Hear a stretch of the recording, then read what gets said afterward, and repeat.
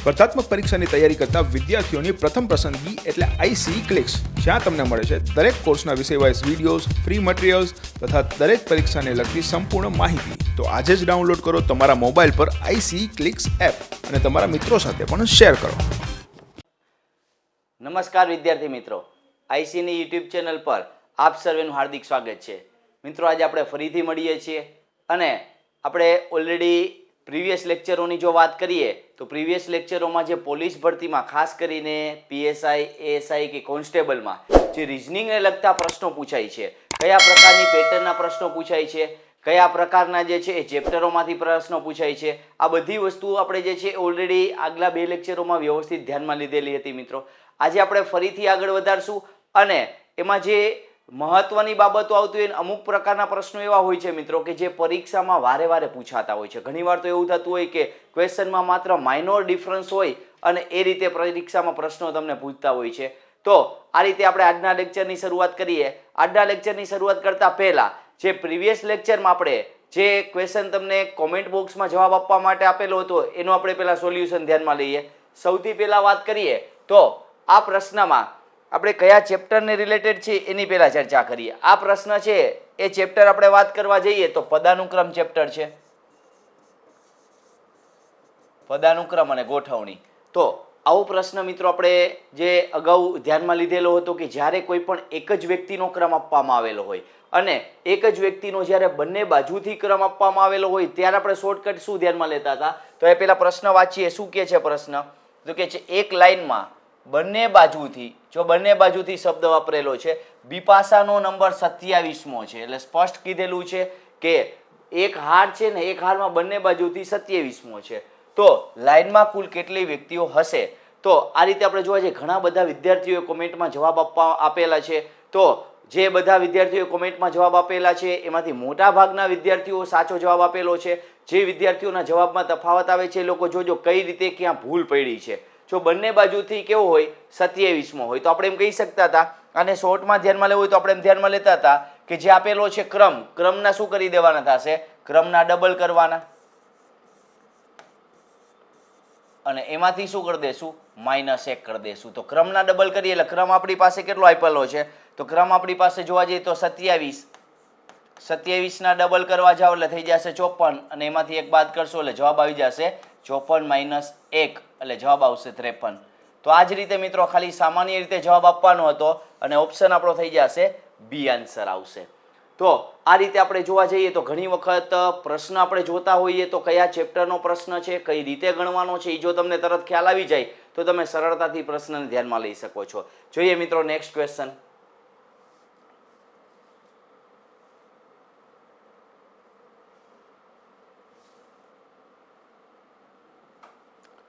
Next ક્વેશ્ચનની જો વાત કરીએ મિત્રો તો પ્રશ્ન કયા ચેપ્ટરનો છે? તો એ પ્રશ્ન પહેલા આપણે રીડ કરીએ. પ્રશ્નમાં માહિતી આપેલી છે એ પ્રમાણે આગળ વધારીએ કે GIBE માઇનસ FAD, આ માઇનસની સાઇન છે તો એ કહે છે કે વચ્ચે માઇનસની નિશાની છે.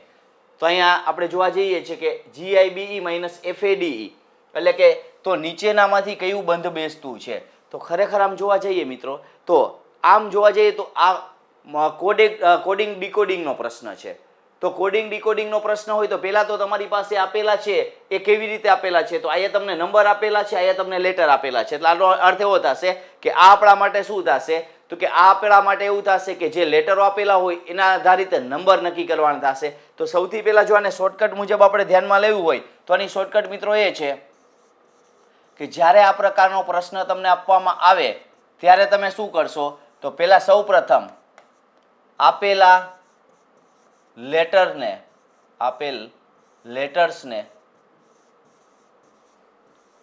આલ્ફાબેટ પ્રમાણે ક્રમ આપી દેવા.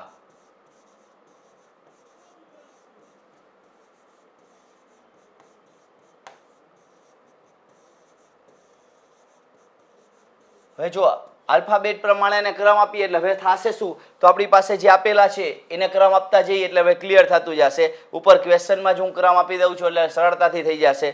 જેમ કે આપણે જી ની વાત કરીએ તો જી નો ક્રમ કેટલો આવશે મિત્રો? તો કે જી નો ક્રમ થઈ જશે 7, આઈ નો ક્રમ જોવા જઈએ તો થશે 9, બી નો ક્રમ જોવા જઈએ તો 2 અને ઈ નો ક્રમ થશે 5. શરૂઆતથી ગણતરી કરો તો એ ને ક્રમ 1 આપો, બી ને ક્રમ 2 આપો, સી ને ક્રમ 3 આપો, આવી રીતે મેં ક્રમ આપ્યા છે. હવે એ જ રીતે એફ ને ક્રમ આપવામાં આવે 6, એ નો ક્રમ આવે 1, ડી નો ક્રમ આવે 4 અને ઈ નો ક્રમ આવે 5. તો હવે તમારી પાસે જે માહિતી આપેલી છે એ માહિતી મુજબ આપણે પ્રશ્નનો જવાબ માઇનસ કરીને આપવાનો છે.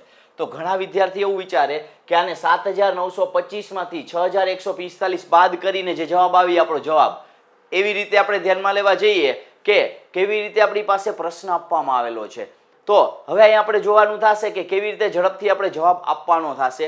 તો હવે આપણી પાસે જે માહિતી આપવામાં આવેલી છે એ માહિતીને આપણે સરળતાથી જોવા જઈએ તો બાદબાકી કરવાની છે.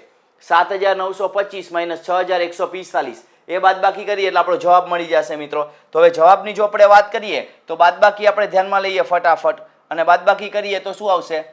7925 માઇનસ 6145. તો સૌથી પહેલા તો શું આવશે? 5 માઇનસ 5 એટલે જવાબ કેટલો આવે આપણી પાસે? તો 5 માંથી 5 જાય તો 0 જવાબ. તો જો હવે આપણે જોવા જઈએ 0 વાળા આ બે જ ઓપ્શન છે એટલે આ બે ઓપ્શન તો એમનામ કેન્સલ થઈ જાય આપણી પાસે. એક 0 આવ્યો એટલે બે ઓપ્શન તો એમનામ જ નીકળી ગયા. હવે આપણે જોવા જઈએ તો આ 2 માંથી 4 ના જાય એટલે આપણે અહીંયા 8 આવી જશે, અહીંયા 10 આવી જશે એટલે 12 માંથી 4 જાય તો 8 આવે. તો છેલ્લે 80 આવતો એવો જવાબ આ ઓપ્શન નીકળી ગયો. એક જ ઓપ્શન એવો આવશે કે છેલ્લે 80 આવે છે. તો આ રીતે આપણે જવાબ આપી શકીએ. 8 માઇનસ 1 એટલે 7, 7 માઇનસ 6 એટલે 1 એટલે 1780 આપણો જવાબ થશે. તો મિત્રો આ રીતે તમારે ઘણી વખત આવી પેટર્નના પ્રશ્ન આવે તો પહેલા તમારીની શોર્ટકટ એવી છે કે લેટર્સને આલ્ફાબેટ પ્રમાણે શું આપી દો, તમે ક્રમ આપી દો તો તમને ઝડપથી પ્રશ્નનો જવાબ મળી જશે. તો સરળતાથી ગણવું હોય મિત્રો તો આ જરૂરી છે તમારા માટે. ત્યારબાદ આપણે જોવા જઈએ નેક્સ્ટ પ્રશ્નની વાત કરીએ. નેક્સ્ટ પ્રશ્નમાં આપેલું છે મહત્વની બાબત છે દિશાંતરનો પ્રશ્ન છે. દિશાંતરમાં તમે જોવા જશો તો પડછાયાનો પ્રકાર છે ને એનો પ્રશ્ન છે. તો ખાસ કરીને પેલા પ્રશ્ન વાંચીએ પછી શું આપવામાં આવેલું છે એની ચર્ચા કરીએ આપણે. તો એમ કે છે કે સૂર્યોદય પછી શબ્દ આપ્યો છે સૂર્યોદય. તો તમારે એટલું ધ્યાનમાં રાખવાનું થશે પડછાયાનો પ્રશ્ન છે. જો દિશાંતર આવે અને પડછાયાનો પ્રશ્ન હોય તો તમારે શોર્ટકટ તમારે કઈ કઈ બાબતો ધ્યાનમાં લેવી એ હું હમણાં વ્યવસ્થિત સમજાવું છું. સૂર્યોદય પછી રાજેશ એક થાંભલા સામે ઊભો હતો. એટલે રાજેશ એક થાંભલા સામે ઊભો હતો. થાંભલાનો પડછાયો તેની જમણી બાજુએ, સ્પષ્ટ કીધું છે જો તેની જમણી બાજુએ, એટલે તેની એટલે કોની વાત થાય છે? તો કે રાજેશ નામના વ્યક્તિની જમણી બાજુએ પડતો હતો. તો તે કઈ દિશામાં મોં રાખીને ઊભો હશે, એટલે એનું મુખ કઈ દિશામાં હશે? જો આવું આપણે ધ્યાનમાં લેવું હોય તો મિત્રો આપણે દિશાંતરના પડછાયાની શોર્ટકટ ધ્યાનમાં લેવી પડે. તો સૌથી પહેલા આપણે જોવા જઈએ કે જ્યારે પડછાયાનો પ્રશ્ન હોય તો એની શોર્ટકટની આપણે વાત કરીએ. પડછાયાના પ્રશ્નની શોર્ટકટ.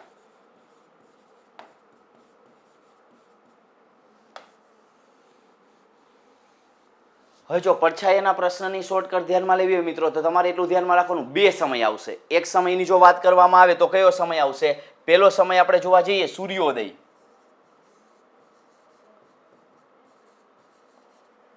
અને બીજો સમયની વાત કરવામાં આવે તો એ આવશે સૂર્યાસ્ત.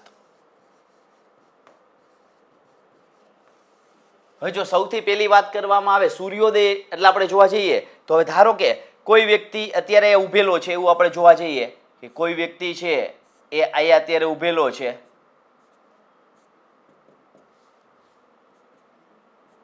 હવે આપણે જોવા જઈએ કે આ વ્યક્તિ એ ઊભો છે. હવે આનું મુખ અત્યારે આપણે જોવા જઈએ કે ઉત્તર દિશા તરફ છે. ઉપરની બાજુ એટલે આપણે શું કહી શકીએ છીએ? ઉત્તર દિશા તરફ મુખ આપવામાં આવેલું છે આ વ્યક્તિને, એવું સમજીએ આપણે. જો આ વ્યક્તિનું મુખ ઉત્તર દિશા તરફ હોય, હવે આપણે જોવા જઈએ સૂર્યોદય એટલે સૂર્ય છે એ કઈ દિશામાંથી ઉગે છે? તો કે હંમેશા સૂર્યોદય છે એ પૂર્વમાંથી થશે. સૂર્યનો ઉદય પૂર્વમાંથી. તો આપણે એમ કહી શકીએ છીએ કે અહીંયા જો સૂર્ય હોય, જો એનો ઉદય છે એ પૂર્વમાંથી થાય તો આપણે એમ કહી શકીએ છીએ કે જ્યારે સૂર્યનો ઉદય થાય છે ત્યારે એનો પડછાયાની જો વાત કરવામાં આવે મિત્રો, એટલે કે એના કિરણો છે આ વ્યક્તિ ઉપર પડતા હોય. સૂર્યના કિરણો છે એ આ વ્યક્તિ ઉપર જ્યારે પડે છે તો આ વ્યક્તિ ઉપર જ્યારે કિરણો પડતા હોય ત્યારે એનો પડછાયો ક્યાં પડશે? તો કે પડછાયો એની જે છે વિરુદ્ધ બાજુએ. ધારો કે આ વ્યક્તિનું મુખ ઉત્તર તરફ હોય, ધારો કે તમે છો તમારું મુખ ઉત્તર તરફ છે, પડછાયો આ બાજુથી પડતો, સૂર્યના કિરણો આ બાજુથી પડતા હોય તો પડછાયો આ બાજુ પડશે. એટલે એનો અર્થ એવો ઉત્તર બાજુ મુખવાળા હોય તો પડછાયો કઈ બાજુ પડશે? તો પડછાયો ડાબી બાજુ પડશે. આટલું યાદ રાખવાનું થશે. ક્યાં પડશે પડછાયો? આ વ્યક્તિની ડાબી બાજુ. હવે ધારો કે કોઈ વ્યક્તિ સામે ઊભો છે, હવે કોઈ સામે ઊભો હોય એની ઉપર આ કિરણો પડતા હોય તો એનો અર્થ એવો છે એનો પડછાયો આ બાજુ પડશે. આ બાજુ પડે તો આ બાજુ કઈ બાજુ કહેવાશે? તો એ વ્યક્તિની જમણી બાજુ કહેવાશે. પડછાયો જમણી બાજુ. તો આપણે એટલું ધ્યાનમાં રાખવાનું છે કે સૂર્યનો ઉદય થાય ત્યારે જે છે પડછાયો, જે વ્યક્તિનું મુખ ઉત્તર બાજુ હોય એનો પડછાયો એની ડાબી બાજુ હોય, જે વ્યક્તિનું મુખ દક્ષિણ બાજુએ હોય, ધારો કે કોઈ અહીંયા વ્યક્તિ હોત તો એનું મુખ દક્ષિણ બાજુએ હોત તો એનો પડછાયો ક્યાં પડે છે? તો પડછાયો એની જમણી બાજુએ પડે છે. તો આ બે પ્રશ્ન કહી શકાય. હવે આપણે એમ કહી શકીએ છીએ કે આ પડછાયો જમણી બાજુ છે એનું મુખ ક્યાં હોય? દક્ષિણમાં હોય. આનો ઉત્તરમાં મુખ છે એટલે પડછાયો ક્યાં આવે? ડાબી બાજુ. કારણ કે સૂર્યનો ઉદય ક્યાંથી થાય છે? પૂર્વમાંથી થાય છે. હવે જેમ જેમ સૂર્ય ઉપર ચડતો જાય અને અસ્ત થવા જાય એટલે એનો અર્થ એવો સૂર્યનો અસ્ત ક્યાં થાય? પશ્ચિમમાં થાય. તો ધારો કે કોઈ વ્યક્તિ અહીંયા ઉભેલો હોય, હવે આપણે એમ કહી શકીએ છીએ જો કોઈ વ્યક્તિ અહીંયા ઉભેલો હોય તો આપણે એમ કહી શકીએ કે સૂર્યના કિરણો આ બાજુથી પડે, કારણ કે આ બાજુ હવે એના માટે પશ્ચિમ દિશા થઈ ગઈ. તો પડછાયો અહીંયા પડશે એના માટે. તો પડછાયો ક્યાં પડશે? જમણી બાજુએ પડશે. તો આનો અર્થ એવો થઈ ગયો પડછાયો જમણી બાજુએ પડશે તો આનું મુખ ક્યાં છે અત્યારે? તો અત્યારે આનું મુખ ઉત્તરમાં છે. તો સૂર્યાસ્ત સમયે જો ઉત્તરમાં મુખ હોય તો પડછાયો ક્યાં પડે? જમણી બાજુ. સૂર્યોદય સમયે ઉત્તરમાં મુખ હોય તો પડછાયો ક્યાં પડે? તો કે ડાબી બાજુ. તો આ રીતે આપણે આમ નક્કી કરી શકીએ છીએ પડછાયાનું. સામેવાળા વ્યક્તિનું ઓપોઝિટ થઈ જશે એ રીતે. હવે આપણે પ્રશ્ન શું કહીએ છીએ? જો સૂર્યોદય પછી એટલે સૂર્યનો ઉદય થઈ જાય પછીની વાત થઈ છે, સૂર્યોદય પછીની વાત થઈ છે. હવે એમ કહે છે કે એક થાંભલા સામે રાજેશ નામનો વ્યક્તિ ઊભો હતો અને થાંભલાનો પડછાયો તેની જમણી બાજુએ, રાજેશની જમણી બાજુએ. તો સવારમાં જમણી બાજુએ પડછાયો પડતો હોય તો એનું મુખ ક્યાં હોય? તો એનું મુખ મિત્રો દક્ષિણ તરફ હોય ને તો એનો પડછાયો જમણી બાજુએ હોય. તો આપણે એમ કહી શકીએ છીએ કે થાંભલાનો પડછાયો તેની જમણી, તેમની એટલે રાજેશની જમણી બાજુએ પડતો હતો. તો રાજેશનું મુખ ક્યાં હોય મિત્રો? તો કે રાજેશનું મુખ દક્ષિણમાં હોય ને થાંભલો અહીંયા સામે હશે. તો આવી રીતે આપણે જોવા જઈએ છીએ રાજેશનું મુખ કઈ દિશામાં હશે? તો રાજેશનું મુખ દક્ષિણ દિશામાં હશે. એટલે આપણો જવાબ કયો આવી જશે? તો કે રાજેશનું મુખ જો દક્ષિણ દિશામાં હોય તો ઓપ્શન થઈ જશે આપણો ડી ઓપ્શન થશે. તો આવી રીતે જ્યારે પ્રશ્ન આપેલો છે ત્યારે સરળતાથી સમજવું જરૂરી છે. આવી શોર્ટકટો ધ્યાનમાં લેવી જરૂરી છે. પડછાયો ગણતરી કરો ત્યારે શોર્ટકટ કઈ ઉપયોગ થશે એ. ત્યારબાદ નેક્સ્ટ ક્વેશ્ચનની જો વાત કરીએ, આ પ્રશ્નની વાત કરીએ તો બ્લડ રિલેશનનો પ્રશ્ન છે. હવે આ પ્રશ્નની વાત કરીએ મિત્રો તો કોયડા સ્વરૂપનો પ્રશ્ન છે. હવે જો કોયડા સ્વરૂપના પ્રશ્નની વાત કરવામાં આવે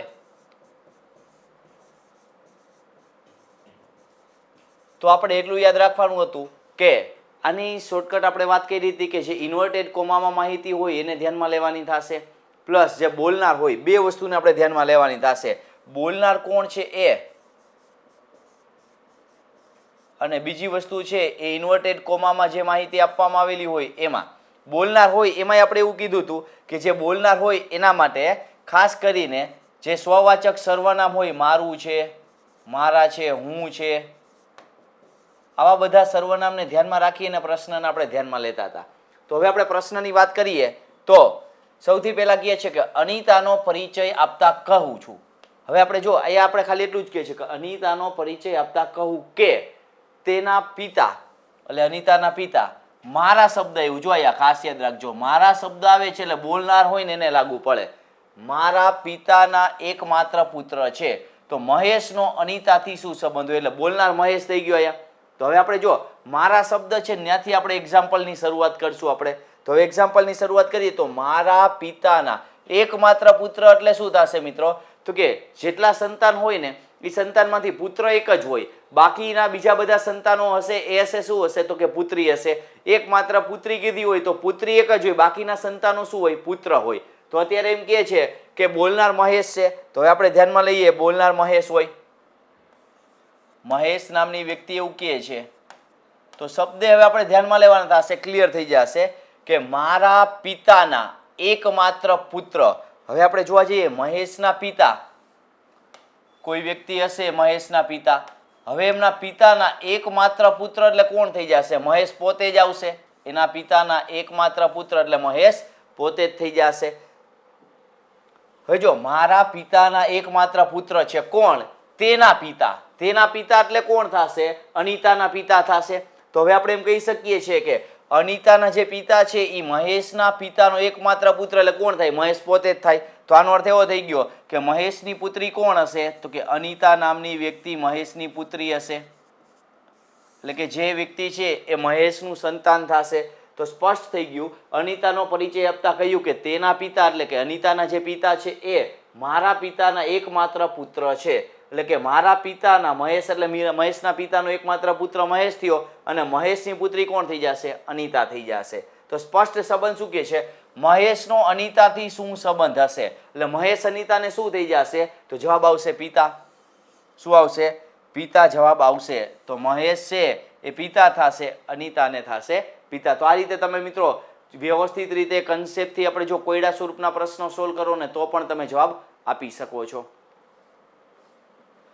ત્યારબાદ વાત કરીએ મિત્રો તો આપણે જે બધા પ્રકારના પ્રશ્નો ગણીએ છીએ એમાં તમારે હજી વધારે પ્રેક્ટિસ કરવી હોય, હજી વધારાના પ્રકારના પ્રશ્નો તમારે ધ્યાનમાં લેવા હોય મિત્રો તો અમારી એપ્લિકેશન આઈસક્લિક એપ્લિકેશન છે. આ એપ્લિકેશન તમે મિત્રો જો હજી સુધી ડાઉનલોડ ન કરેલું હોય તો ગૂગલ પ્લે સ્ટોર ઉપરથી તમે ડાઉનલોડ કરી શકો છો અને તેમાં જુદા જુદા પ્રકારના વિષયોના કોર્સ તમને આપવામાં આવેલા છે. તો આ સબ્જેક્ટ વાઇઝ કોર્સમાં તમે ખાસ કરીને મિત્રો તમે રિઝનિંગનો કોર્સ જો તમે ધ્યાનમાં લેશો તો દરેક પ્રકારના જે છે ચેપ્ટરો છે એમાં દરેક પ્રકારની મેથડો છે દરેક શોર્ટકટ દ્વારા તમને સમજાવવામાં આવેલી છે. અને ખાસ કરીને જોવા જઈએ મિત્રો તો આના સબસ્ક્રિપ્શન મંથલી છે, 3 મંથના છે, 6 મંથનું છે, યરલી સબસ્ક્રિપ્શન છે. તો તમારી અનુકૂળતા મુજબનું સબસ્ક્રિપ્શન લઈ શકો છો. અને વિડીયો રેકોર્ડેડ લેક્ચર હોવાથી મિત્રો તમે દૂરના વિસ્તારમાં રહેતા હોય, ક્લાસ જોઈન્ટ ન કરી શકતા હોય તો ક્લાસ જોઈન્ટ કરેલા અને વધુ પ્રેક્ટિસ કરવા ઈચ્છતા હોય તો પણ તમને અહીંથી મિત્રો તમને વધુ ને વધુ જે છે ક્વેશ્ચન તમને મળશે. અને મંથલી સબસ્ક્રિપ્શનની જો વાત કરીએ તો માત્ર મિત્રો 300 રૂપીસનું મંથલી સબસ્ક્રિપ્શન છે.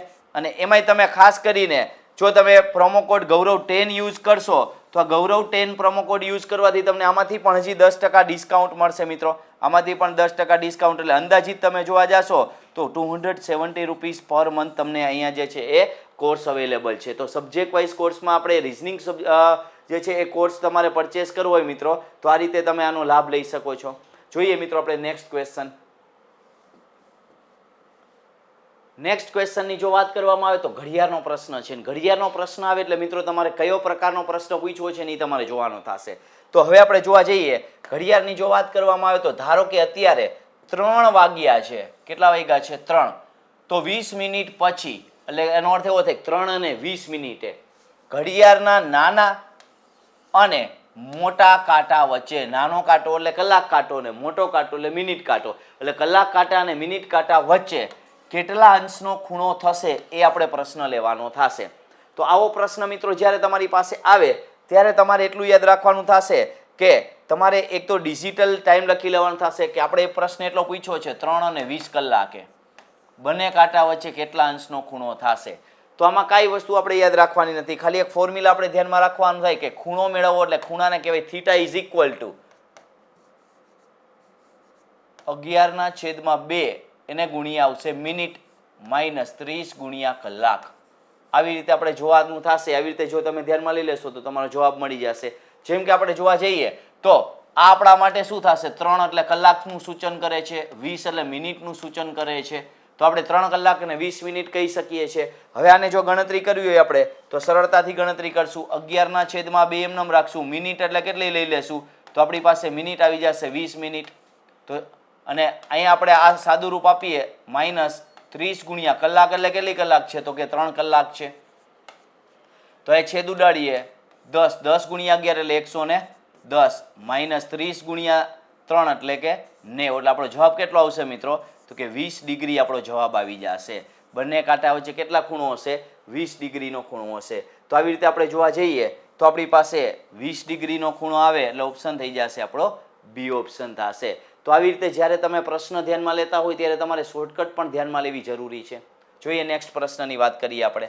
તો ઘડિયાળનો પ્રશ્ન આવે, ડિગ્રીનો પ્રશ્ન આવે મિત્રો તો તમારે એ ફોર્મ્યુલા યાદ રાખી અને ઝડપથી તમે ક્વેશ્ચન ધ્યાનમાં લઈ શકો છો. હવે આવશે આપણી પાસે જે પ્રશ્ન છે એ પ્રશ્ન આપણી પાસે કેલેન્ડરનો છે. પણ કેલેન્ડરમાં તમે જોવા જાવ તો સિમ્પલ પ્રશ્ન પૂછ્યો છે. શું કહે છે? તો કે જો ગયા પરમ દિવસેની વાત કરી છે તો આપણે જોવાનું થાય જો ગયા પરમ દિવસે શનિવાર હતો તો આવતા પરમ દિવસે કયો વાર હોય? સિમ્પલ રીતે છે. જો હું આપણે ગણતરી કરવા જઈએ તો આમ કહીએ કે આજનો સમય આપણે કહીએ આજ. હવે આજ આપ્યું હોય અને ગયો પરમ દિવસ એટલે પ્રીવિયસ લેવું પડે.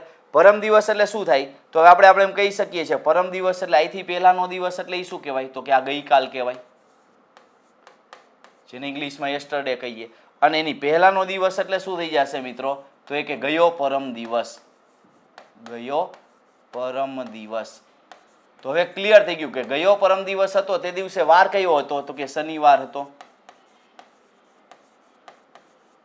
તો હવે ક્લિયર થઈ ગયું. જો ગયા પરમ દિવસે શનિવાર હોય તો ગઈકાલ એટલે કે અહીંયા વાર કયો થઈ ગયો? તો કે આ રવિવાર થઈ ગયો. તો આજનો દિવસ કયો થઈ જશે? તો કે આજે સોમવાર થશે. હવે પ્રશ્ન શું પૂછ્યો છે? તો આવતા પરમ દિવસે કયો વાર આવશે? આવતા પરમ દિવસે આપણે લેવું હોય તો હવે શું આવશે? તો કે આના પછી જોવા જઈએ તો આવતીકાલ આવે. આવતીકાલ પછી શું આવી જશે? તો નેક્સ્ટ વાત કરીએ આપણે તો નેક્સ્ટ આપણે જોવા જઈએ તો આવતો પરમ દિવસ.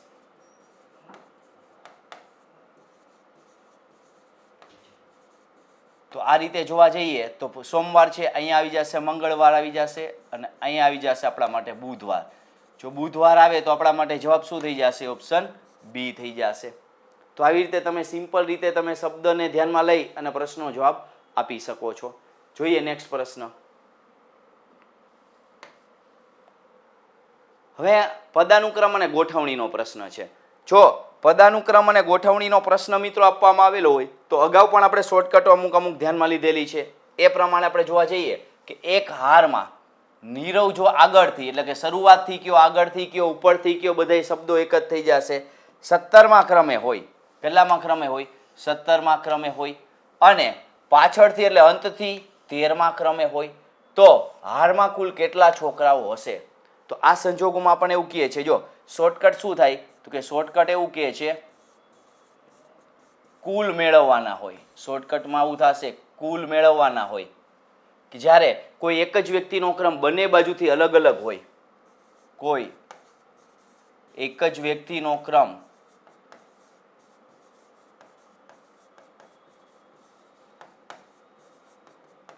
બંને બાજુથી અલગ અલગ હોય.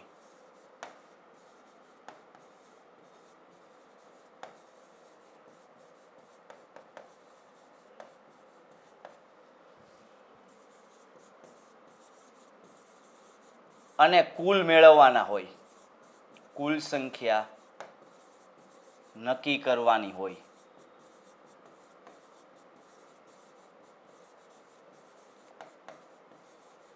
ત્યારે આપણે શું કરશું? તો આપણી પાસે જે કુલ મેળવવાના છે તો આપણે એટલું જ યાદ રાખવાનું થશે શરૂઆતથી અથવા તો ડાબી બાજુથી જે બાજુથી કે એ રીતે. તો આપણે અહીંયામાં મળી જશે આ શોર્ટકટ મુજબ. કુલ મેળવવા હોય તો શું કરશું આપણે?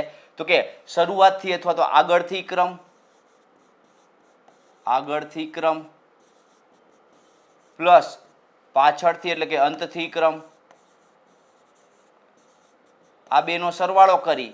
હવે આવું કરો મિત્રો એટલે તમારે 2 વખત ગણાઈ જાય. કારણ કે જો આ વ્યક્તિ હું એમ કહું કે એક હારમાં નીરવ આગળથી 17મા ક્રમે એટલે જો હું ગણતરી કરું, નીરવની ગણતરી કરું કે શરૂઆતથી ગણતરી કરું શરૂથી અને 17મા ક્રમે હોય અહીંથી ગણતરી કરું એટલે 17મા ક્રમે હોય એટલે અહીંથી 1 નંબર હોય એવી રીતે આગળ વધતા વધતા વધતા વધતા 17મા ક્રમે આવીએ.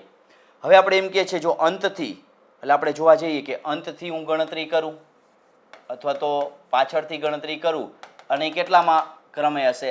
તો કે 13મા ક્રમે હશે. તો આવી રીતે આપણે જોવા જઈએ તો આ બેનો સરવાળો કરો ને તો એ 2 વખત ગણાઈ ગયો કહેવાય. કારણ કે આ બાજુ કેટલા હોય? તો કે 16 હોય. આ બાજુ કેટલા હોય? તો કે 12 હોય. તો આ 12 આ 16 આ 12 ને 16 કેટલા થાય? 28 ને આ લેવાનું થાય 29. તો હવે આપણે જોવા જઈએ આગળથી ક્રમ પાછળથી ક્રમ તો માઇનસ શું કરવું પડે મિત્રો આપણે? તો કે માઇનસ આપણે અહીંયા 1 કરવો પડે.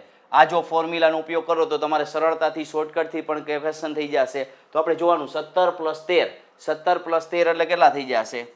17 + 13 એટલે થઈ જશે આપણી પાસે કેટલા? તો કે 30. પણ હજી આમાંથી શું કરશું આપણે? -1 કરશું. -1 કરીએ એટલે જવાબ આવે આપણો 29. જો 29 જવાબ આવે તો આપણો ક્લિયર થઈ જશે. કયો ઓપ્શન આપણે ક્લિયર કરવાનો થશે? 29 એટલે ઓપ્શન આપણી પાસે આવી જશે ડી ઓપ્શન થઈ જશે. તો આવી રીતે જ્યારે પ્રશ્ન આપ્યો ત્યારે અમુક શોર્ટકટો તમારે ધ્યાનમાં લેવી જરૂરી છે. તો ઓપ્શન થશે ડી આપણી પાસે. હવે આપણે જોવા જઈએ મિત્રો તો જે વિદ્યાર્થીઓ વધુને વધુ પ્રેક્ટિસ કરવા ઈચ્છે છે એમના માટે ઓલરેડી જે છે એ આઈસની બુક ઓલરેડી માર્કેટમાં અત્યારે અવેલેબલ છે. આ બુકમાં મિત્રો તમે ક્લાસ 3 થી લઈને ક્લાસ 1-2 સુધીના જે પ્રશ્નો છે એ પ્રશ્નોની પ્રેક્ટિસ કરી શકો છો. પ્લસ એમાં તમને જે છે સ્ટેપ બાય સ્ટેપ એનો જવાબ કઈ રીતે આવેલો છે એ પણ તમને માહિતી આપવામાં આવેલી છે. અને સાથે સાથે તમે જોવા જશો તો જુદા જુદા પ્રકારના પ્રશ્નો અલગ અલગ પ્રકારે દર્શાવીને એની જુદી જુદી પ્રકારની પ્રેક્ટિસ સેટ પણ આપવામાં આવેલા છે અને પ્રેક્ટિસ સેટમાં આપેલા પ્રશ્નોના પણ દરેક જવાબ જે છે ડિટેલમાં આપવામાં આવેલા છે. તો આ બુકમાં મિત્રો તમે વધુને વધુ પ્રેક્ટિસ કરવી હોય તો આ બુકને જે છે પરચેસ કરીને પ્રેક્ટિસ કરી શકો છો. આ બુક મિત્રો તમને તમારા નજીકના બુક સ્ટોર ઉપર અવેલેબલ રહે છે, એટલે જેથી કરીને તમે તમારા નજીકના બુક સ્ટોર ઉપરથી આ બુક પરચેસ કરી શકો. તો જે વિદ્યાર્થીઓના પ્રશ્નો હોય છે, ઘણા બધા વિદ્યાર્થીઓના જે છે પ્રશ્નો આવતા હોય છે કે સર પ્રેક્ટિસ માટે શું કરું, તો પ્રેક્ટિસ માટે બેસ્ટ ઓપ્શન તમારી પાસે અમારી જે બુક છે એ બુક તમે પરચેસ કરી અને પ્રેક્ટિસ વધુને વધુ કરી શકો છો. જોઈએ મિત્રો નેક્સ્ટ ક્વેશ્ચન. નેક્સ્ટ ક્વેશ્ચન જોવા જઈએ તો કયા ચેપ્ટરનો છે, તો કે શ્રેણી ચેપ્ટરનો છે. હવે શ્રેણી ચેપ્ટર આવે એટલે તમારે એટલું ધ્યાનમાં લેવાનું થશે કે અમુક વસ્તુ તમને જોઈને તમને ખબર પડી જવી જોઈએ. જેમ કે આ શ્રેણી આપેલી છે ને, શ્રેણી પૂર્ણ કરો, એ પ્રશ્ન ચિહ્ન છે ત્યાં શું આવે છે. તો આ શ્રેણી મિત્રો અત્યારે તમે જોવા જાશો તો બે પ્રકારની શ્રેણી છે, બે જુદી જુદી શ્રેણીનું મિશ્રણ છે. જેમ કે પહેલી શ્રેણી કઈ આવે છે, તો કે અહીંયા અલ્ટરનેટ પોઝિશન જોવા જાવ તો એમનો ક્લિયર થઈ જશે, 5 થી 15, 15 થી 25 ને ત્યાંથી અહીંયા આગળ જવાનું થશે. બીજી શ્રેણી જોવા જાશો તો કઈ આવશે, 8 થી લઈ અને 28, 28 થી આ ક્વેશ્ચન માર્ક છે એ. તો બે શ્રેણી અલગ કરો તો તમને ક્લિયર થઈ જશે. જો પેલા કઈ આવે છે, 5, 15 અને 25. બીજી શ્રેણી આપણે જોવા જઈએ તો કઈ આવી છે, તો કે 8,